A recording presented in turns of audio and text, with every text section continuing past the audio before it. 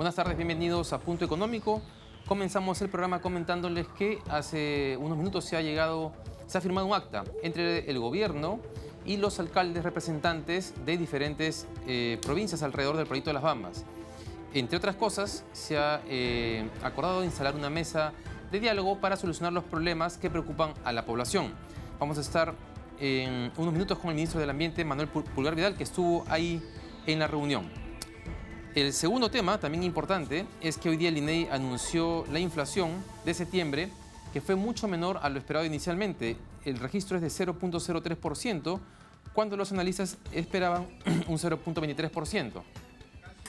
Esto es importante porque, como conversábamos ayer con Alejandro Santos del Fondo Monetario Internacional, la inflación estaba escapando del rango meta, en realidad sigue por encima del rango meta, pero ya brevemente. El acumulado entre enero y septiembre es de 3.43%. En el caso del mes de agosto, vemos una... Bien, y pasamos ahora al tema del lote 192.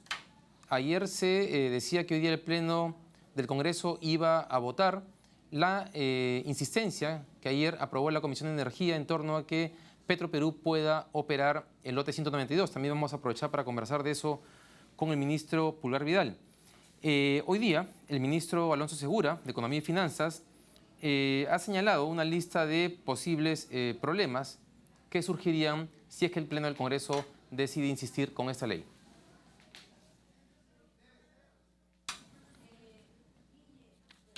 Bien, voy a leer unas cuantas cosas que ha dicho Segura.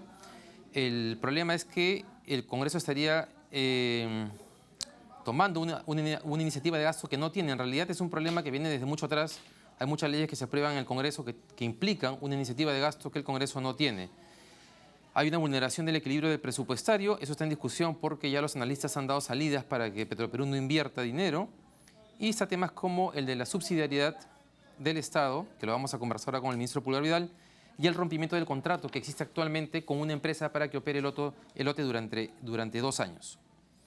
Bien, ahora vamos a ir a un enlace con Rocío Pachari, que ha estado en una conferencia de prensa con el ministro Piero Gessi, en el cual ha desarrollado la conversación que tuvimos ayer con Fabiola Muñoz sobre estos decretos legislativos que lo que van a hacer es impulsar el sector forestal en el país. Muy buenas tardes. Y en el marco de delegación de facultades al Ejecutivo se han aprobado decretos legislativos en el Ministerio de la Producción y estamos con el ministro Piero Gessi para que nos cuente un poco los objetivos y en cuánto tiempo vamos a observar los resultados, por ejemplo, del decreto del CITE, del financiamiento a MIPYMES, la Ley General de Acuicultura y la Ley de Creación de Parques Industriales. Ministro. Muy buenas tardes. Sí, efectivamente, en el Ministerio de la Producción hemos aprobado 6 decretos legislativos. Lo importante es, tenemos un horizonte, digamos, de lo que queda del gobierno, 10 meses más, para antes de irnos quisiéramos dejar 2 motores de la economía plenamente encendidos, en este caso el motor acuícola y el motor forestal. Y lo que hemos hecho en el caso del motor acuícola, hemos generado la nueva Ley General de Acuicultura, que enfatiza el rol de Produce como ente rector, permite hacer investigación y desarrollo en área de concesiones, simplifica trámites, mejora el rol del catastro acuícola, permite otorgar licencias más fáciles, etcétera, ¿no? Entonces, el otro motor que queremos dejar encendido, que es el motor forestal, hemos modificado el fondo MIPYME para permitir hacer préstamos de segundo piso y garantías a empresas forestales de segundo piso. Entonces, uno de los primeros objetivos es, ¿no?, encender estos nuevos motores. En el caso de los CITE, nosotros tenemos como objetivo cuadriplicar el número de CITES en el Perú en el siguiente año.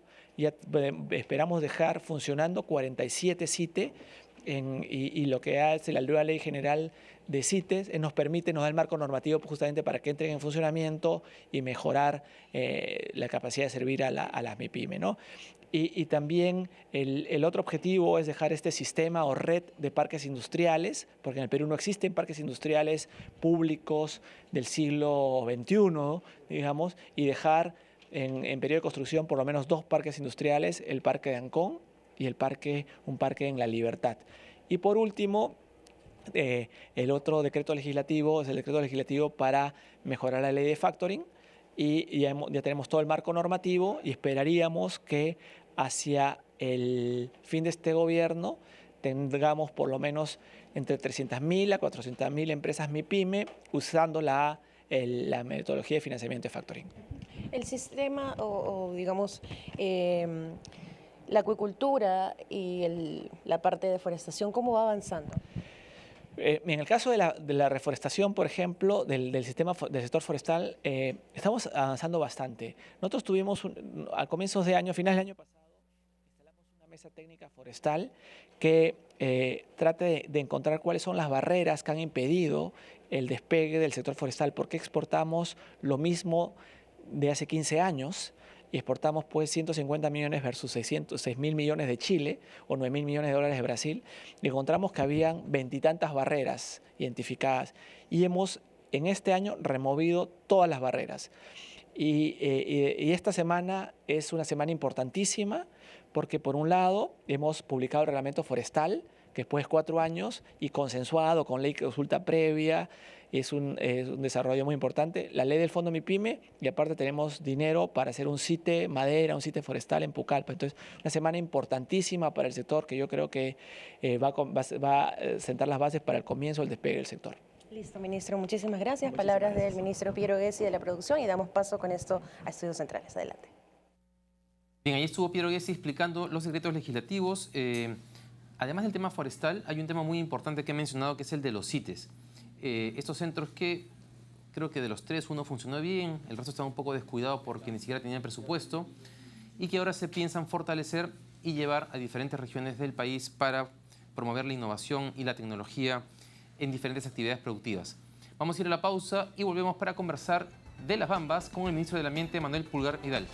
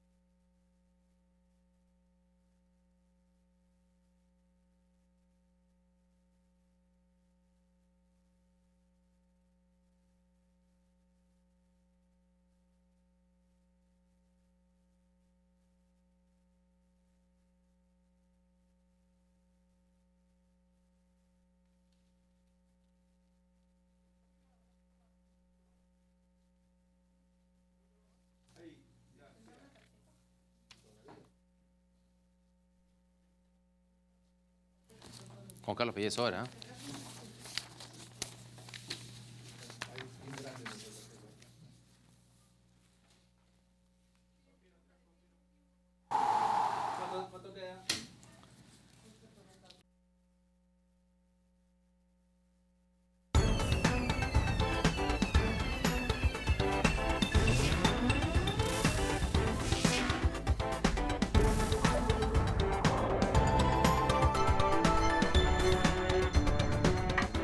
Bien, estamos de vuelta en Punto Económico y estamos con el ministro del Ambiente, Manuel Pulgar Vidal. Ministro, buenas tardes, gracias por estar aquí en Punto Económico. No, muchas gracias, David. Un gusto estar, como te dije por teléfono hace unos días, de nuevo en este programa relanzado.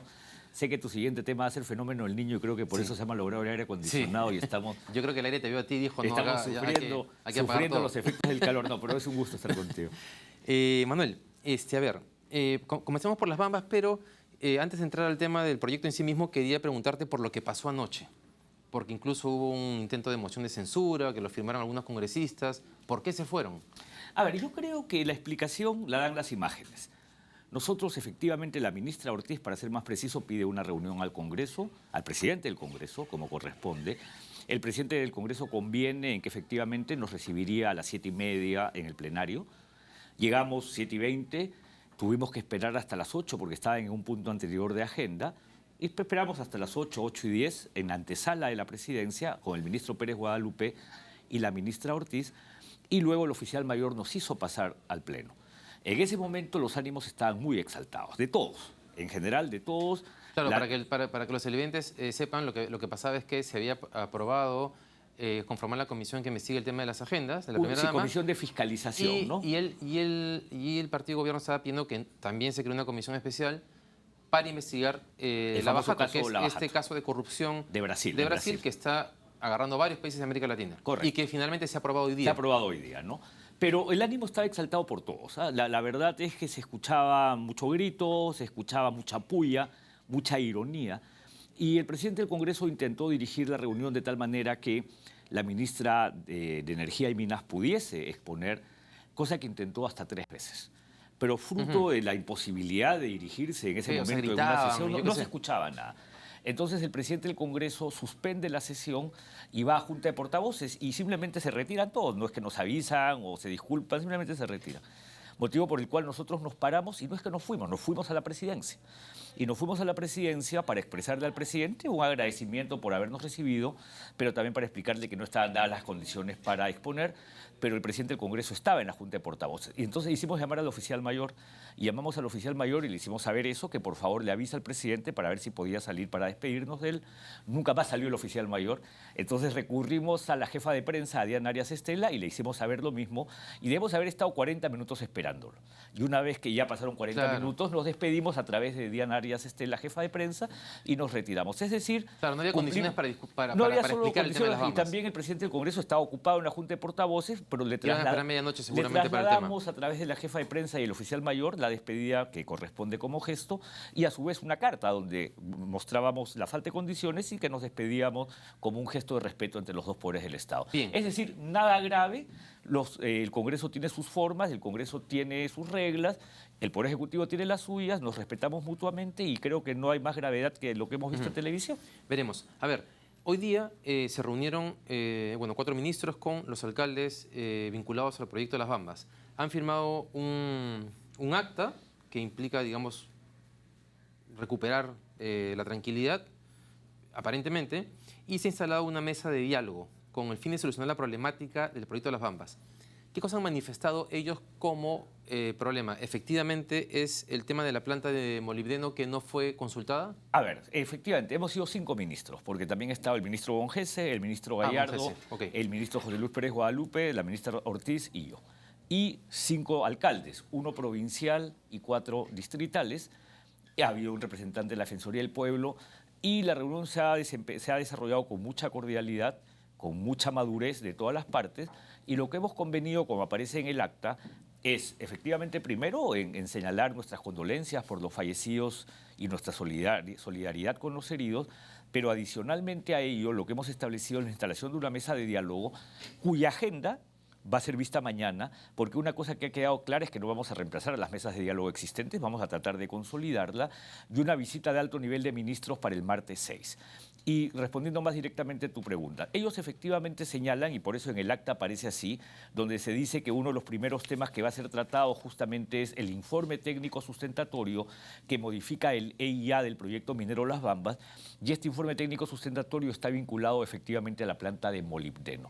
Ellos señalaron, ellos sienten que no han sido suficientemente informados. Se habló sobre el tema, ¿Pero fueron informados? Se profundizó un poco, ahora vamos, y entonces hemos convenido en que en esta reunión del 6 de octubre en Cotabambas se va a exponer justamente sobre las características de este informe técnico sustentatorio y más específicamente el tema de la planta de molibdeno.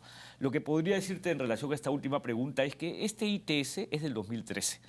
Es decir, este es un informe que tiene más de 2 años, porque es incluso de primer semestre del 2013, que establece que la planta de molibdeno que iba a estar en Espinar pasa a Las Bambas, y hay oficinas técnicas, se ha informado a través de todos los alcaldes, pero ahora no quiero entrar en una discusión de qué tanto o qué tampoco fueron informados. Pero los alcaldes sabían. Creo que es correcto, fueron comunicados. Ten en cuenta que estamos hablando de que ha habido cambio de gobierno municipal, ¿no? Entonces también puede haber ahí un quiebre en relación a la información, y por eso hemos convenido que el primer punto de la reunión del martes 6 de octubre en Cotabambas será sobre este tema. Y creo que va a ser entendido, David, porque creo que va a ser interesante que los televidentes entiendan esto de la planta de molibdeno. Siempre iba a haber una planta de molibdeno. Hoy día, cuando tú sacas concentrado de cobre, es absurdo venderlo como tal sin separar el molibdeno. Te pongo un ejemplo. Cuando Antamina se empieza a desarrollar como operación minera hace ya muchos años, ellos tenían una capacidad de 98.000 toneladas métricas a día y no separaban molibdeno. El 2009 deciden ampliar operaciones a 130.000 toneladas métricas e incorporar, una celda de flotación para el molibdeno, porque es un valor agregado separar el molibdeno del cobre para su venta. El molibdeno se utiliza en la industria del acero, tiene características justamente para utensilios, para instrumental quirúrgicos y para utensilios incluso de cocina, y tiene un valor en el mercado, por lo tanto se rentabiliza. Y una cosa que yo le dije a los alcaldes, y también es importante para los televidentes, antes iba a ir a Espinar porque además había una asociación económica. Estrata era dueña de Tintaya, luego de Antapacay y luego de Las Bambas. Pero por razones de las reglas chinas, cuando una empresa china compra Estrata y se convierte además en Glencore Estrata, se obliga a vender parte de sus operaciones. Si ellos venden Las Bambas a MMG, de una empresa china, es decir, se rompe la vinculación económica. Entonces es obvio que tú no vas a construir una planta en empresa de un tercero. No puedes además como Estado obligar a alguien a decir recibe la planta del otro. Y entonces todo se trae a Las Bambas en forma de enclave. Esto quiere decir que en Las Bambas ahora va a haber mina, planta concentradora que siempre estuvo proyectada, planta de molibdeno y depósito de concentrado. Y eso tiene un efecto ambiental positivo, porque mientras más disminuyas el transporte, porque el transporte por mineroducto era de un preconcentrado, porque iba a llegar recién a Espinar a separarse el molibdeno. Ahora lo traes todo de una lógica de enclave y de ahí lo transportas por una carretera que ya fue ampliada a una carretera de 2 vías, falta su asfalto para que sea llevado a Matarani. Y yo le decía a los alcaldes, miren alcaldes, Espinar es una provincia de otra región. Si tú tienes estas cosas separadas, estás hablando de una distribución de canon entre 2 regiones.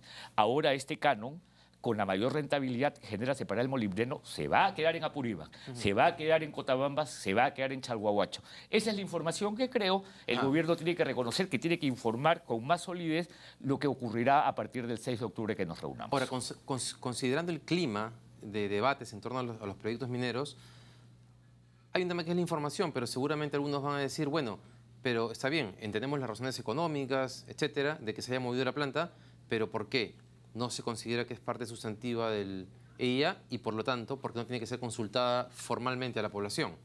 Porque ten en cuenta que acá hay 2 situaciones distintas que en algunos casos y algunos medios se está confundiendo. La cuestión vinculada al mineroducto, es decir, que ya no va a haber mineroducto porque no se va a llegar a Espinar, y el transporte por carretera sí es una modificación al estudio de impacto ambiental, O sea, con las pasar de reglas del mineroducto- estudio de impacto ambiental, que no puedes tú aprobar ni un estudio ni su modificatoria sin hacer los talleres informativos, sin hacer la transmisión de información y sin hacer la audiencia pública. Eso está prohibido, eso se ha hecho.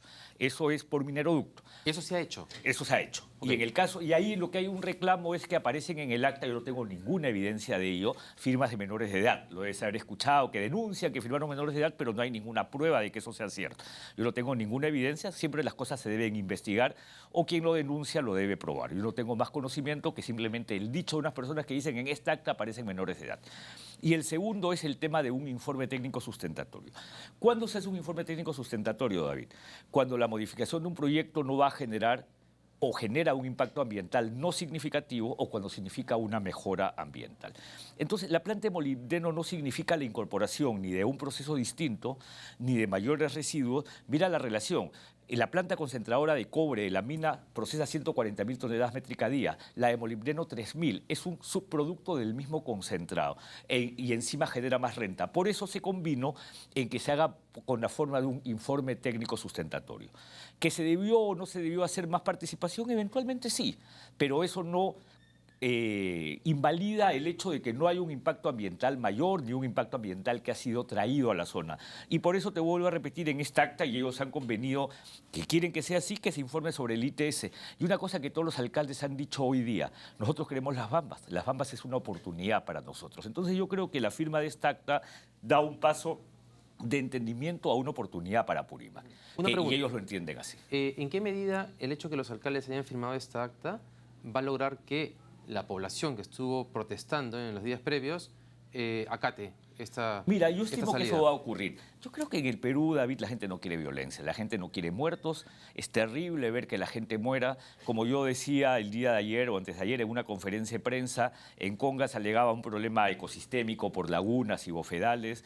En el caso de Tía María, eventuales problemas de agua, porque supuestamente el pit o el tajo abierto podía coincidir con el acuífero o polvos en suspensión. Pero en este caso tú dices, bueno, ¿y cuál es el problema ambiental? Y te dicen, no, es que no tengo información. Entonces, llegar a una situación donde los peruanos se balean o se apedrean porque no tienen información, me parece que ya llega a un tema que yo sí critico mucho. No utilicemos el tema ambiental como excusa para acciones de violencia de ninguna parte. Porque yo tengo 30 años en el tema ambiental y en 30 años en el tema ambiental, cada paso que se construye, y creo que las personas que vienen después son gente que tiene muchos años en el tema ambiental y podrán coincidir conmigo, cada paso que se logra es fruto de un proceso de convencimiento largo, de sustento técnico, de poder llegar a determinar la importancia que tiene para el desarrollo la incorporación de lo ambiental. Cuando esto se desnaturaliza por una razón política, perdemos todos. Entonces, sí vamos a proveer esta información, pero yo puedo señalar con toda claridad que no hay un impacto ambiental que ha sido introducido nuevamente a este proyecto y espero respondiendo, ratificando la pregunta que me formulabas, no creo que vaya a haber más problemas y yo espero que siendo los alcaldes, autoridades, puedan liderar a su pueblo para que haya paz social. Una pregunta antes de ir a la pausa y para cerrar el tema de las bambas. Lo conversábamos antes de comenzar. El proyecto está acabando su etapa de construcción. Correcto. Y el número de personas que se emplean se reduce sustancialmente. Y en el entorno ya se han abierto hoteles, restaurantes, negocios, pensando en esas 5.000 personas que estaban siendo empleadas. Y ahí viene todo el tema de la ausencia del Estado, etc. Eso no va a ser como eso puede ser un motivo de conflicto social en adelante permanente. Sí, hoy día en 2 entrevistas me han hecho la pregunta de qué puede haber dinamizado el conflicto. Yo les digo, uno no puede aventurarse a intentar explicar las dinámicas sociales como si fuera una receta, pero efectivamente el tema de empleo puede ser un factor. ¿Y por qué? Porque efectivamente, pero esto es, en cualquier minera es así, en cualquier operación minera.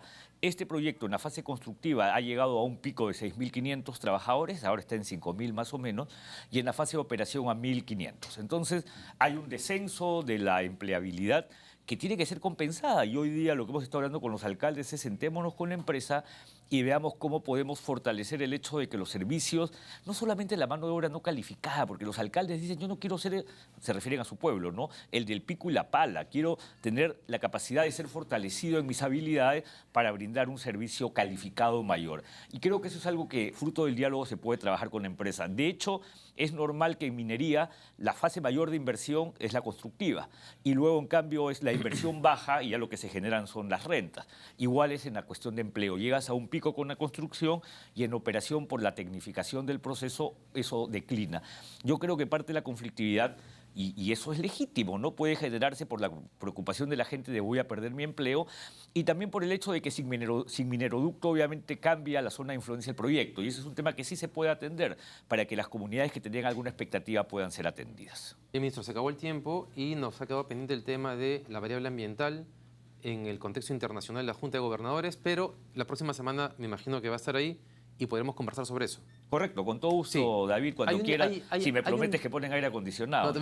No, iba a ser todo el aire libre. Pero hay un día en particular que se va a ver el tema ambiental, ¿no es cierto? Efectivamente, hay una sesión, el tema climático, porque en la Junta de Gobernadores se incorpora el tema climático el día miércoles 7. Miércoles. Pero a su vez, en los márgenes, como se suele decir en inglés, porque son bien cuidadosos en eso, en los márgenes de la Junta de Gobernadores, el viernes 9, los ministros de Economía van a tener un día de discusión de finanzas climáticas, que hay una gran expectativa, David, en el mundo de que ese día en el Perú los ministros de Hacienda, de Economía, de los 188 países que vienen, más el canciller Fabius, que es el presidente de la COP21, en mi caso COP20, y Cristina Figueres y yo, Cristina Figueres, secretaria de la Convención, puedan establecer la trayectoria de las finanzas climáticas que sea un pilar para que en París se logre un acuerdo. Entonces, esa reunión es el viernes 9, pero es en los márgenes de la Junta de Gobernadores. Pero dentro de la sesión Junta de Gobernadores es el miércoles 7, Christine Lagarde,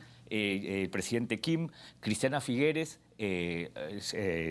Lord Stern, Nick Stern, perdón, de Gran Bretaña, y entonces es un tema fundamental porque nosotros somos presidencia de la COP, somos quienes dirigen el debate climático y vamos a estar muy presentes en esa reunión. Bien, ministro, entonces nos vemos el miércoles y el viernes también, porque eso del viernes está muy interesante e importante. Muy por lo que interesante. dice. Muchas gracias. Y se va a trabajar, David, disculpa que concluya con esto, con un reporte que ha preparado la OSD. O sea, los ministros de Hacienda para la reunión del 9 van a trabajar sobre la base de un reporte de la OSD que debe ayudar a definir esta trayectoria de las finanzas climáticas. Perfecto, listo, muchas gracias. Listo, Que le vaya gracias. muy bien.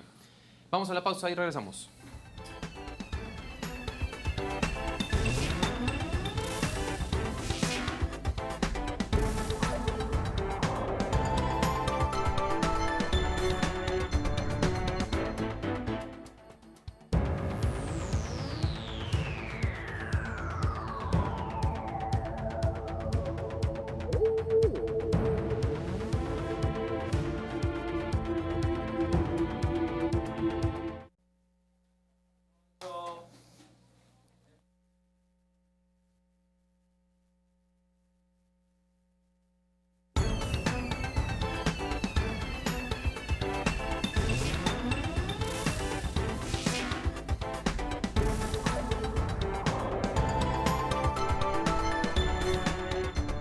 Bien, hace 2 días se aprobó una modificación a la Ley General de Salud, específicamente en un tema que tiene que ver con los registros sanitarios que requieren las empresas que producen o comercializan alimentos industriales. Vamos a tener una entrevista en un momento con Mónica Saavedra, que es directora general de Digesa, pero antes vamos a mostrarles una nota informativa sobre ese tema.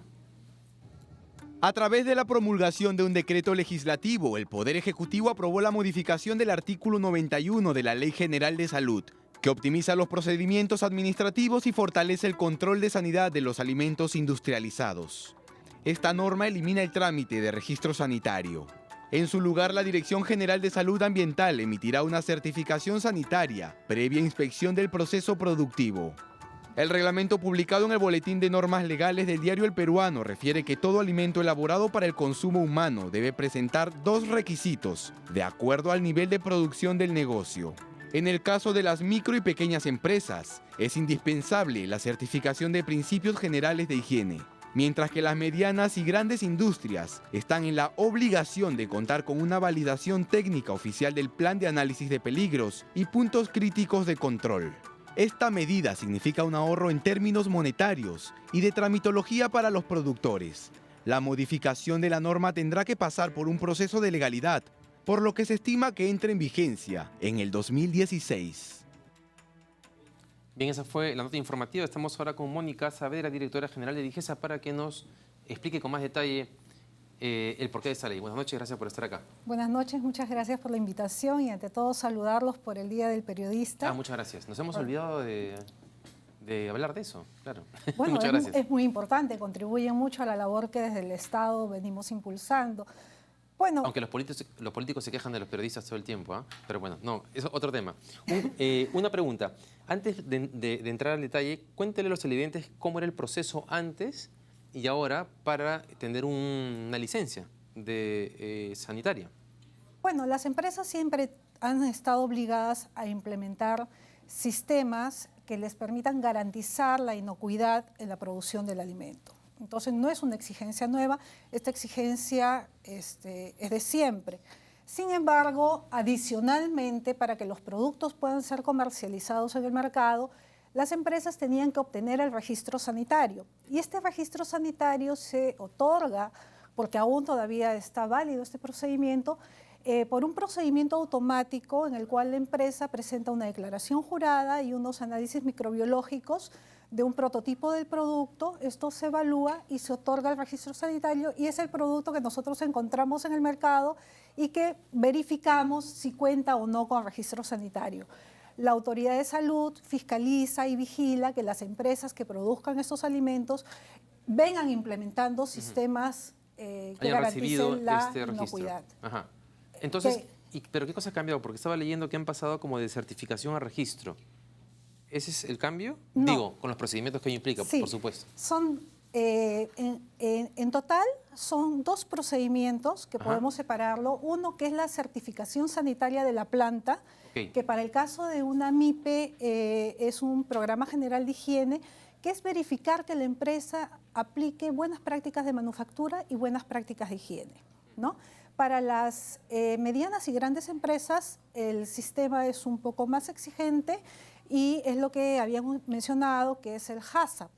Adicionalmente a esta certificación sanitaria de planta, los productos tenían que contar con el registro sanitario. En la actualidad lo que va a hacer la autoridad sanitaria, y es por eso lo interesante de la simplificación y de la mirada integral del procedimiento, es que cuando nosotros vayamos a certificar las plantas, vamos a certificar los productos y les vamos a otorgar un código para que automáticamente estos productos que nosotros hemos visto desde la materia prima hasta la producción final cumplan con toda la normativa sanitaria, de tal manera que eliminamos un trámite, pero no una exigencia. Claro. Eliminamos Era un trámite que un estaba de más. trámite y a la vez los consumidores van a tener total garantía que estos productos que se encuentran en el mercado comercializándose han sido verificados por la autoridad sanitaria. ¿Y todo esto también va a implicar algún tipo de reducción de costos, en los costos que las empresas asumen por esos trámites? Definitivamente que sí. Actualmente las empresas gastan por la certificación sanitaria dependiendo de la línea de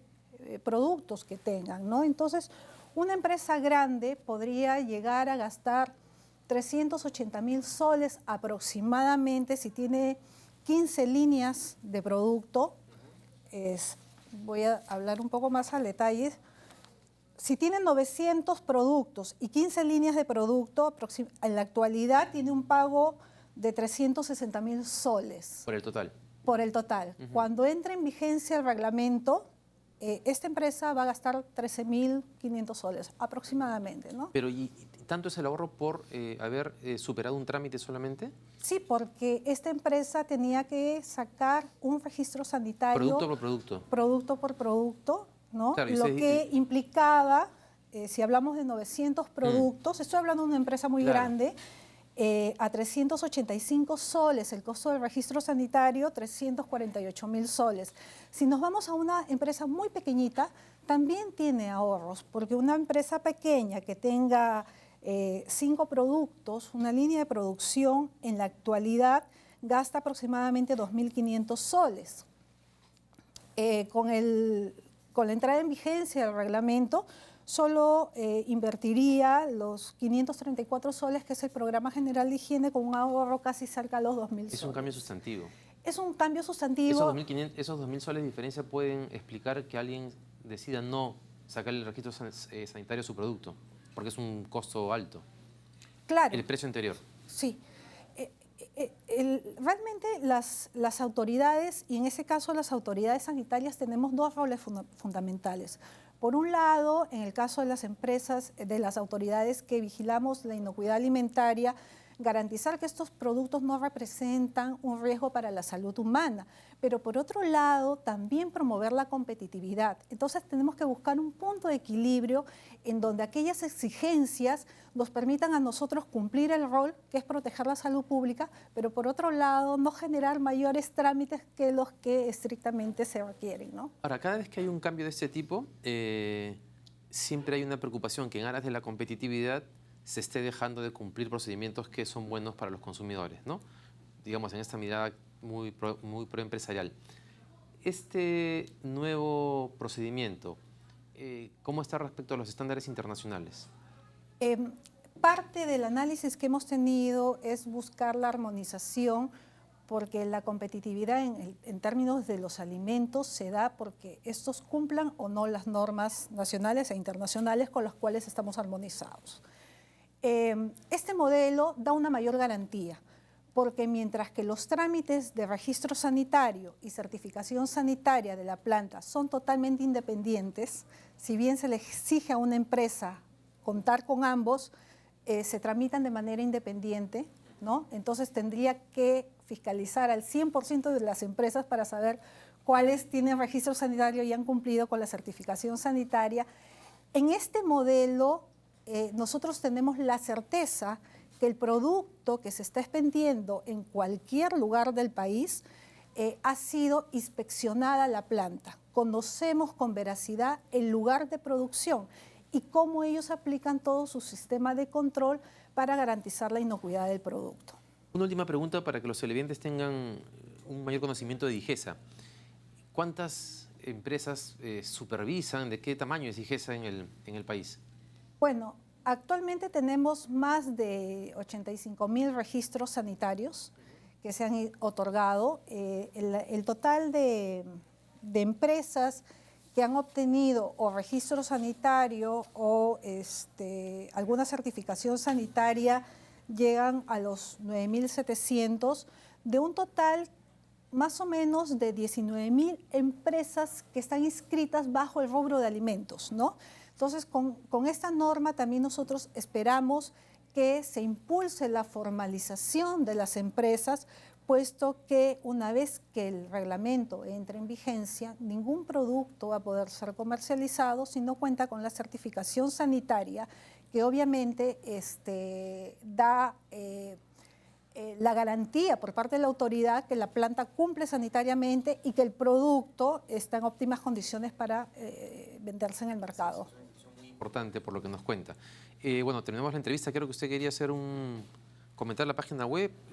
Sí. Realmente nosotros tenemos la página web donde se pueden hacer las denuncias, los reclamos de los consumidores. Ayuda muchísimo realmente para la labor que nosotros hacemos, la labor de vigilancia. Pueden entrar a la página web, presentar las quejas, denuncia el producto, y también tenemos un app en la cual ustedes pueden verificar. Actualmente estamos trabajando todavía con el registro sanitario, si el registro sanitario del producto que están adquiriendo corresponde a ese producto, y si tuvieran algún problema pueden tomarle una foto, enviar el lugar, la denuncia, y nosotros inmediatamente activamos todo un sistema de vigilancia. Perfecto. Bien, Mónica, muchas gracias por haber estado acá. Que les Muchas vaya muy bien. gracias. Okay, Vamos a la pausa y regresamos con el último bloque de Punto Económico.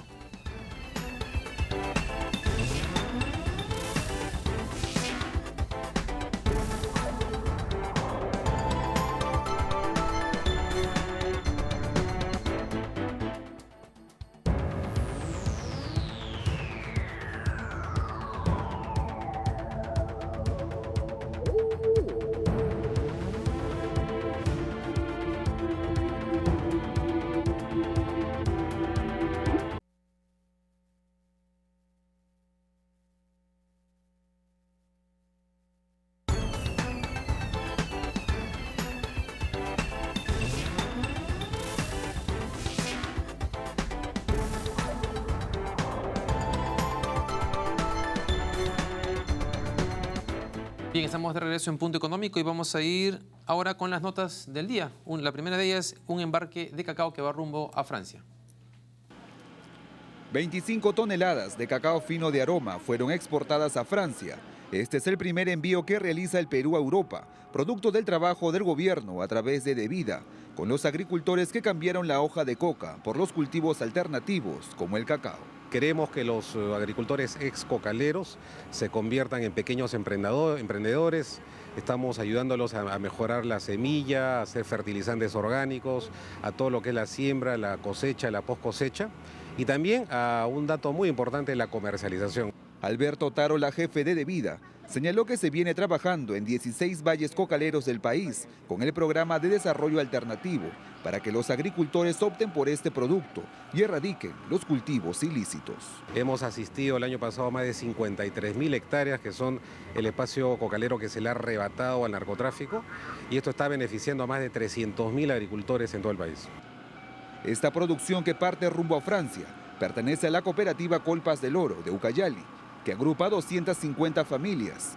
Esta asociación ha firmado un convenio con una empresa de chocolates finos de Europa, a la que se enviará toda la cosecha. Su presidente, Mauro Alberca, remarcó que ahora pueden vivir tranquilos gracias al cacao. No estamos preocupados en que la policía o la Fuerza Armada nos puede sorprender, ¿no?, con algo ilícito. Es por eso que ahora sacamos nuestro cacao. Bueno, venimos recibiendo el apoyo por parte de Naciones Unidas, de Vida, y en la asistencia técnica y en el acompañamiento de todo el proceso hasta la exportación. El jefe de Devida agregó que para este año se espera duplicar las exportaciones de cacao, que en el 2014 fueron 250 millones de dólares. El envío a Europa se realizó en el marco del Día Nacional del Cacao y del Chocolate. Bien, vamos ahora con el bloque económico. El Instituto Nacional de Estadística e Informática reportó hoy que el índice de precios al consumidor de Lima Metropolitana, que sirve para medir la inflación en el Perú, aumentó en 0,03% en septiembre. La inflación de septiembre es menor al 0,38% registrado en agosto y al 0,45% registrado en julio del presente año. El acumulado hasta la fecha entre enero y septiembre ha registrado una inflación de 3,43%. En agosto del presente año, la producción del sector minería e hidrocarburos se incrementó en 6,10% al compararlo con similar mes del 2014. Con este resultado, este sector acumula 6 meses de crecimiento consecutivo. La mayor producción se dio en el subsector minería metálica, que aumentó en 13,30%, en tanto que el subsector hidrocarburos disminuyó en 19,92%. La mayor producción se registró en los metales como el cobre, la plata, el plomo y el hierro. El informe Privilegios que niegan derechos de la ONG Oxfam advirtió que unos 200 millones de personas están en riesgo de volver a entrar en los índices de pobreza de Latinoamérica ante la desaceleración del crecimiento económico de la región. El estudio destacó que el 1% de la población latinoamericana concentraba el 41% de la riqueza del continente en el 2014. Los representantes de la industria del café advirtieron en el Foro Mundial del Café realizado en Milán que debido a la amenaza del cambio climático y al aumento del consumo de este grano se vislumbra una escasez mundial de café. Se suma a esto los bajos precios que disuaden a los cafeteros a aumentar la producción. El Ministerio de Economía y Finanzas insistió en señalar que no es una buena señal para la inversión que Petroperú explote el lote 192. El ministro Alonso Segura afirmó que se tendrá que analizar las implicancias que tendrá la insistencia del Congreso en que Petroperú explote el lote 192. Bien, vamos ahora a un enlace con Omar Figueroa, que está en el centro de convenciones que se inaugura hoy día. Omar, ¿qué tal? Cuéntanos, ¿a qué hora comienza la inauguración? Bien, ¿cómo está, David? Efectivamente, nosotros nos encontramos ya en el centro de convenciones que lleva el nombre 27 de enero y donde se va a desarrollar esta importante cumbre Junta de Gobernadores organizada por el Fondo Monetario Internacional y el Banco Mundial. Sin duda, como este tipo de actividades que se desarrollan en diferentes países, los ojos del mundo están puestos en la nación que lo organiza, en este caso ahora el Perú. Más de 10.000 personas, representantes, gobernadores, gente importante y líderes también del sector económico van a participar en nuestro país del 5 al 12 de este mes, y este es el edificio, la construcción, una de las más modernas del país, donde se va a desarrollar este tipo de reuniones. El Centro de Convención 27 de enero lleva este nombre, recordemos, porque el 27 de enero del 2014 se resolvió la controversia marítima entre Perú y Chile, y es por ello que se ha tomado en cuenta una fecha tan importante.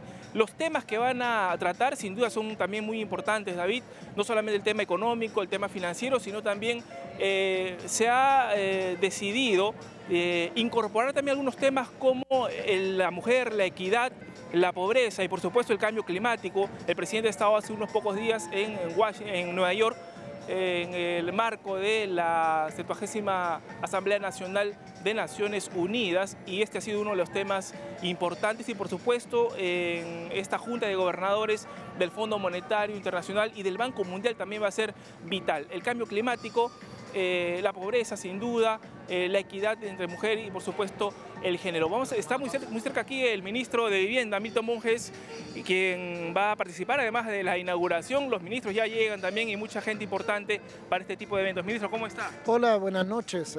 Contento porque para nosotros finaliza una etapa que ha sido la etapa constructiva de este centro de convenciones 27 de enero. Este centro de convenciones ha demandado muchísimo esfuerzo y recursos por parte del gobierno nacional, y ahora lo tenemos listo para ser inaugurado, y la próxima semana ya empezarán todos los eventos de la semana del Fondo Monetario y del Banco Mundial. Es una construcción sorprendente además y que llama mucho la atención además, y que va a llamar la atención también de la gente que venga, más de 10.000 personas. Bueno, este es un centro de convenciones top en el mundo, no en América Latina, en el mundo. Esto ha demandado una inversión poco más de 500 millones de soles. Ustedes pueden ver, son 10 pisos, 4 sótanos, pueden haber más de 10.000 personas en simultáneo. La sala plenaria tiene para 3.500 personas. En fin, estamos a la altura de las mejores capitales del mundo. y Lima se va a convertir, y el Perú también, en un centro de atención latinoamericano para el desarrollo de grandes eventos. ¿Qué debe esperar la gente de a pie, la gente que camina por las calles, de este tipo de eventos que de repente no está muy enterada, que se realiza aquí en nuestro país, pero que sin duda en otros países es muy importante? Bueno, acá se va, en el evento de la próxima semana, se va a definir el destino económico financiero del mundo en los próximos meses. Acá van a estar los número unos de todos los países del mundo responsables de las finanzas y de la economía. Va a estar la directora general del Fondo Monetario Internacional, del Banco Mundial, etcétera. Entonces, todos los ministros de finanzas y economía del mundo. Entonces, el Perú va a ser el centro de la atención mundial, y afortunadamente este centro de convenciones le va a dar la bienvenida a todos los líderes económicos financieros. La seguridad está garantizada, tomándose en cuenta que en los últimos días se ha venido debatiendo el tema de seguridad. Absolutamente garantizada. Tenemos acá dentro del centro de convenciones un espacio, una sala de monitoreo de los visitantes desde que llegan del aeropuerto a sus principales hoteles, las avenidas, todo en tiempo real, con conexiones online, con radios, etcétera. Hay un despliegue policial muy importante y la seguridad está absolutamente garantizada. Ministro, mencionaba yo que no solamente temas económicos y financieros, sino también se van a incorporar otros temas importantes como el cambio climático, la equidad de mujeres, el género, por supuesto, y la pobreza, ¿no? Así es, así es. Acuérdate que el Perú está el mundo está en la fase post-acuerdos del milenio. Se cumplieron los indicadores para países como Perú, otros países no pudieron cumplirlos, y ahora vienen los acuerdos de Naciones Unidas para el futuro, para los siguientes 15 años. En ese sentido, en este evento se van a discutir también temas sociales. Los temas ambientales ya no pueden estar separados de los temas económicos, financieros y sociales, así que va a ser una reunión que comprenda todos estos aspectos. Muchas gracias al ministro de Vivienda, Construcción y Saneamiento, Milton Bonges. Van llegando entonces, David, los ministros de Estado. Vemos ya pasar también al presidente del Consejo de Ministros, Pedro Cateriano, y por supuesto otras personalidades que van a participar de la inauguración de este sorprendente centro de convenciones de Lima, que tiene el nombre 27 de enero. David, contigo en Estudios Centrales. Muchas gracias, Omar, por esta información. Lima ya necesitaba un centro de convenciones como el que se inaugura hoy día y que la próxima semana va a alojar a los que vengan para la Junta de Gobernadores del Banco Mundial y el Fondo Monetario Internacional. Vamos ahora con una nota vinculada a la SUNARP y el Sistema de Inteligencia Financiera. La Superintendencia Nacional de Registros Públicos aplicará nuevos mecanismos para evitar la usurpación y tráfico de terrenos. Con esta finalidad ha implementado propuestas de seguridad contempladas en los nuevos decretos legislativos emitidos por el gobierno.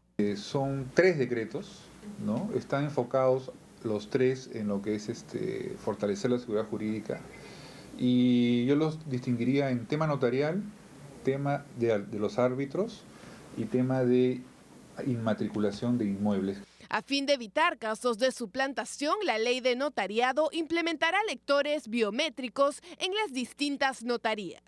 Los notarios van a utilizar necesariamente el huellero electrónico. Entonces vas a la notaría, pones tu dedo, tu huella digital, te conectas con internet, con RENIEC, y no hay forma de engañar al notario en esa situación. Por otro lado, para que la ciudadanía pueda salvaguardar sus propiedades, la SUNARP ha puesto a disposición el mecanismo de alerta registral. Vas a tener un celular, ¿no? Ni siquiera una computadora, vas a tener un celular, inscribirte en el alerta registral, que es gratis, y a partir de ese momento, cualquier movimiento que se dé en cualquier registro, sea persona jurídica, sea mandato, sea muebles, sea inmuebles, de un bien que tú has consignado, te va a ser notificado. Hasta la fecha se han inscrito más de 250.000 partidas registrales en el alerta registral. Además, para mayor orientación se ha puesto a disposición la línea 0800 27 164. Bien, así llegamos al final de Punto Económico. Nos vemos mañana a las 6 de la tarde.